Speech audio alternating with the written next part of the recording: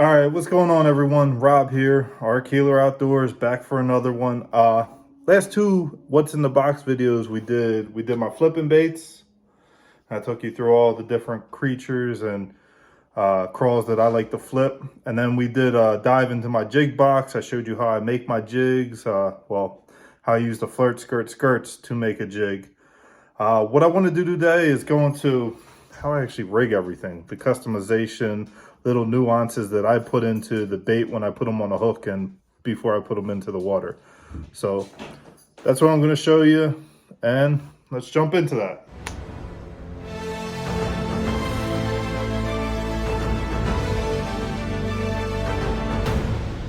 So first thing we're going to go over is a few of the hooks that I like to use. So I'm not going to waste a lot of time with hooks. I use a 3/0 and a 4/0 mostly.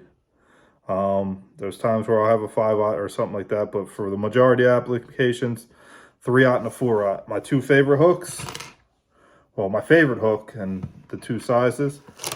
This is the owner jungle flipping hook, and it's got that plastic keeper. And what I really like, that keeper bends in when you're running it through plastics and then pops back out. So it doesn't tear up your baits as bad as other keepers where they have the welded on or the metal keeper that cut the bait on the way through. This is the 4/0, and I also have them in the 3/0. There's a little comparison to the size difference. There's not a lot of difference in the size. The biggest difference comes in the gap of the hook. As you can see there, 3 is just slightly smaller. So that's the two hooks I flip with the most. This is a Trocar tube hook, and this is only the 3/0. I don't like the 3/0.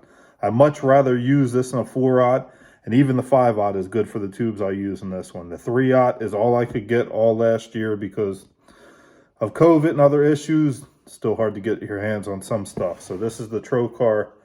I think it's a tournament laser tube hook.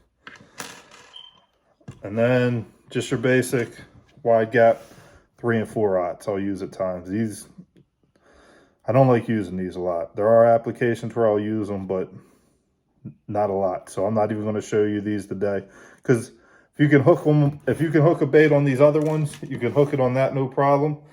And if you guys watch my jig video, this is that jig we put together on that Dobbins jig where I just left the skirt untrimmed and everything, and I put the trailer back on. I'm going to show you what I do to the trailers, and I'm going to show you what I do to the jig once I get it all hooked up. So first things first, what baits are we rigging today? So I got a full-size D-bomb. I got a mini D-bomb, the two sizes that I've been showing you that are my favorite to flip. I have the Missile Baits mini D-chunk, the chunk I use on my my micro jigs and my smaller finesse jigs like this one. And that Gambler flipping tube. That's the last thing I'm going to show you. That's my pre-spawn, post-spawn, early summer.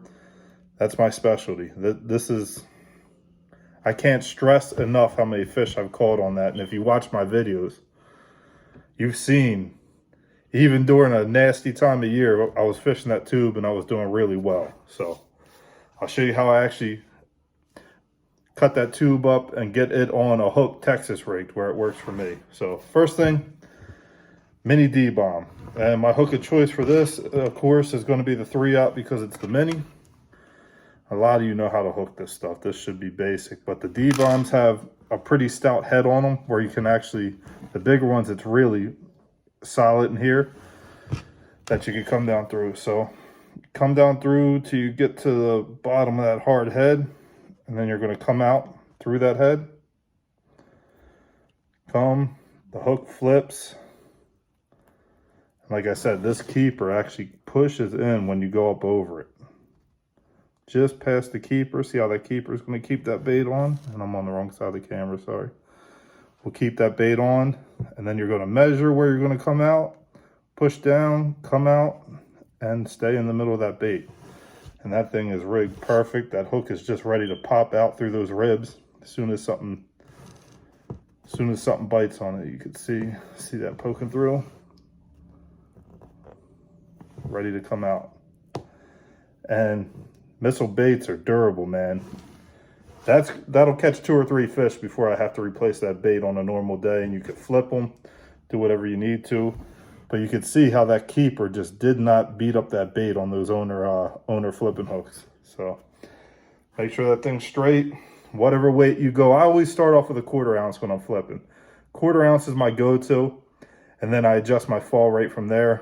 1/2 ounce is probably your standard. 3/8 to 1/2 ounce is probably your standard. I always like to start lighter with that 1/4 ounce and then move up to that 1/2 ounce if I'm not getting bit. If I'm getting bit on that 1/4 ounce, I'm staying there because it has a more natural fall. So that's the 3/0 and the mini D-bomb. Next we'll do the full-size D-bomb and that 4/0. Very similar. Like I said, missile baits have a very, very distinct head on them that makes it easy for rigging. So you'll push down through, come out the bottom of that head, come through, turn, keep your thumb there to smash that keeper. Keepers through, and then locks you in. Measure where you want that hook. Put on that side. Measure where you want that hook, push up, pull through. And there it is. That hook's ready to come out and boom, pop something in the mouth. So that's the basics of rigging a soft plastic on a flipping hook for the D-bombs. I'm gonna keep this hook because I'll show you that inside of that tube. Next thing I want to do is that jig. So remember, I left that skirt on that jig nice and full and hanging low. One thing I do to my chunks, see how big and thick this chunk is? If I'm going truly finesse, even if I'm going and I want to make this a bigger profile, I'm going to hang it on the back of the hook. But if I'm truly going finesse, I take my scissors. I kind of like to trim this up into a V.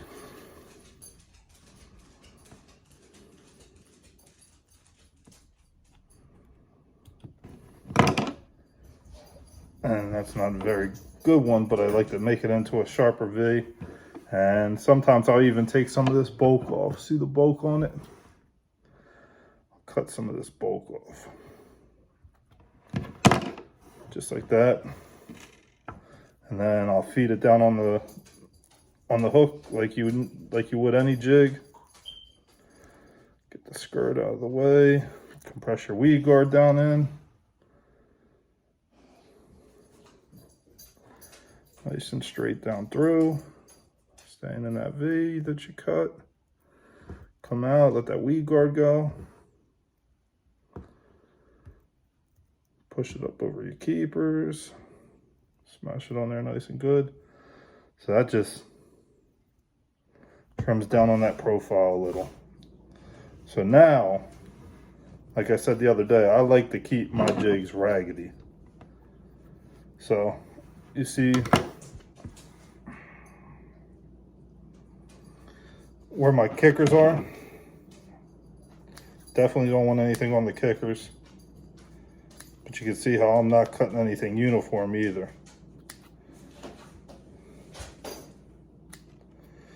And once I get to here, I like to make mine raggedy. Cut in, leave them high, some of them low. Just leave it all over the place, and that's probably when I'd start throwing it. So now that jig is trimmed up where nothing's on the kickers. It's nice and raggedy all the way around. That's what I like. So you guys are welcome to do whatever you want, play with that, but that's a good start for a finesse jig that I would throw. It's got a little bit bulkier profile. It's got some hairs going everywhere. That's where I would start with my finesse jig. And like I said, you can leave the full trailer on to create a little bigger profile if you need to. I like to trim it and start with that smaller profile at times, and then go bigger as needed. And the fish will dictate when you need to go bigger, but that's what I do to my jigs. Another thing you want to look for is your weed guard on a good jig. You see where the barb is on the hook? You see that weed guard shouldn't go past that barb in my opinion. So this one's already cut perfect. If it wasn't, I would trim that weed guard a little bit. This one I'm not going to touch. So You could always thin out that weed guard if you're missing fish, or if you think that's the reason. I can guarantee you that this weed guard here isn't going to make me miss fish. So that's how I do my jigs. And finally, my wife loves when I mess up the table with fish and stuff like this, let me tell you. I'm sure if you guys are fishermen, you know exactly what I'm talking about. So my number one bait, my favorite bait, the tube. So you can use this tube hook. As you can see, this one, like I said, is a little too small. This is only the 3/0 for this tube. I'd much rather have the 4/0 or 5/0 on a 4-inch tube. So I'm not going to ring that one up this time. I'm going to use that 4/0 flipping hook. So just like any other Texas rig, you go into it, and yes, this tube is hollow. Pop out one side like you would, just slightly in like that. Pop out the one side, come down through like you would. Get it over the keeper.